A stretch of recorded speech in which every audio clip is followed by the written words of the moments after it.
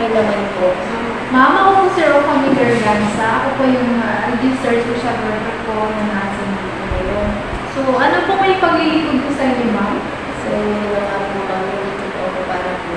Gusto ko po kasi i-reklamo yung boyfriend ko. Oh, bakit niyo po i-reklamo ang boyfriend niyo, ma'am? Kasi nga po ma'am, natikis niya po po ma'am. So, gusto niya po ma'am, ipalatag po yung bata. Hindi ko po kaya gawin yung gano'n. Nalilito lang po kasi ako ma'am. Ano po yung magandang gawin ma'am?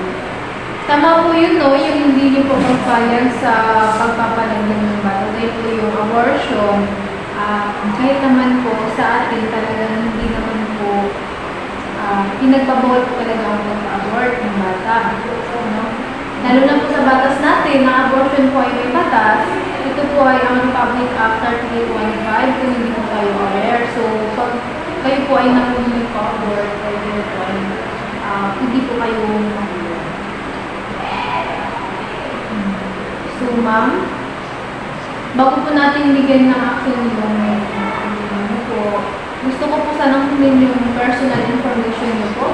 Kailan po ba? Kailan po. Ito po ma'am yung form na gagamitin po natin para po sa pagkuha ko po ng personal information niyo po. Ma'am, ano pong pangalan niyo? Jade Blanco po. Ilang taon na po kayo? 20. Saan po kayo nakatira? Dito lang din po sa Santa Monica. Estudyante po ba kayo? Yes po. Ma'am, thank you po. Ulitin ko lang po yung hinini ko po information. Ang pangalan niyo po ay Jenny Lampas. Kayo po ay 20 years old. Kayo po ay nakatira dito sa Santa Monica. Kayo po isang estudyante. Ito po ba ay alam sa mga ulan niyo, ma'am? Hindi nga po ma'am. Hindi po sa katunayan po yan.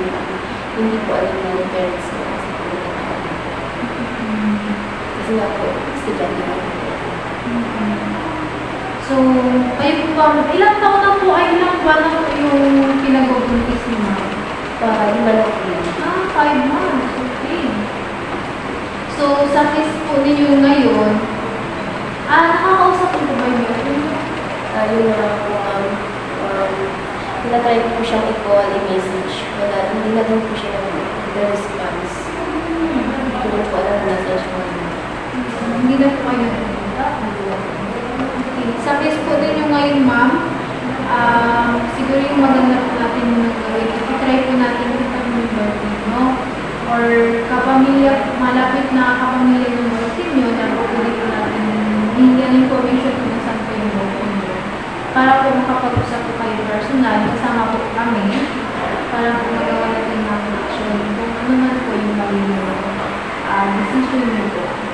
Kung yung gagawin kung sustain ko ba siya or tutuloy ang abortion. So, bago po natin siya makakasunod po. Ma'am, hindi ko kasi kayo basta-basta magbigay na wala ng arrest na makulong po natin yung boyfriend nyo na wala po tayo ng explanation po yung pagkasa ko. So, yun na po na ngayon, ma'am. At tatawag na lang po namin kayo kapag may napanong po ng information na about po sa boyfriend. Thank you, ma'am. Salamat po. Maraming